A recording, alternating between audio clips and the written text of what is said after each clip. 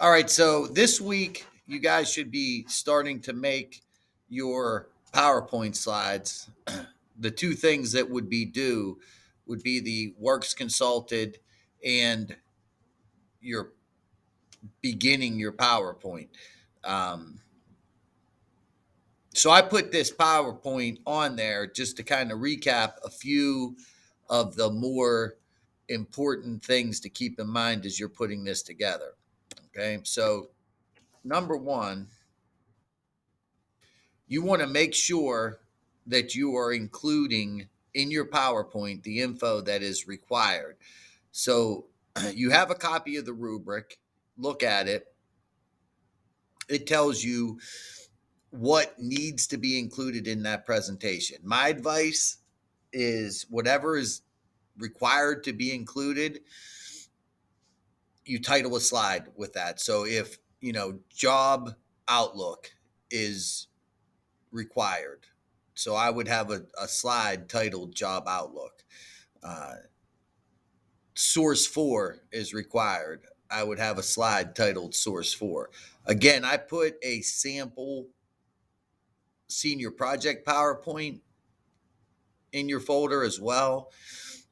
You can look at how that looks when it's done. Okay. Here's a copy of the rubric. Again, what you have on here are some information that is required, your personal qualifications, your works consulted, explaining the career, explaining the training, explaining the cost of the training, so on and so forth. Just make sure that you're putting this together in a way that's going to allow you to have a chance to pass. All right. So again, this is just kind of recapping what is required and where you can find it. You have a copy of this PowerPoint that you can go through on your own time. So one suggestion when you're putting these together, number one, I would not use the blank presentation. I would use one of the templates. Uh, if you use the blank presentation, it is just a plain white slide with whatever print you put on it. It makes it a little bit more difficult to make it look nice. All right. Some of these templates that are available uh, make it a little bit easier to make the slides look nice. You can use the blank one and add a bunch of graphics to it, but that really is more work. But if that's how you want to do it, I would not make a PowerPoint that is just plain white slides with black print on them. Okay, using graphics, pictures in there, good idea, but just make sure that it makes sense. The kind of pictures that you're using, don't throw random things in there that don't really make sense. Okay, again, you have videos, written directions, examples, all these things that you can watch, look at to get an idea of what needs to be done for the PowerPoint, the works consulted, the research, all of it.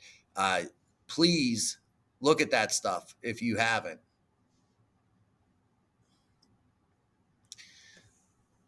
So, one of the items on there is that you've created a professional PowerPoint, right? And really what that focuses on, you have zero spelling errors and zero capitalization errors. More specifically, you want to look at things like the name of the schools, the name of the scholarships. Everybody's going to have those in there, and there are capitalization rules that apply to those. So pay attention.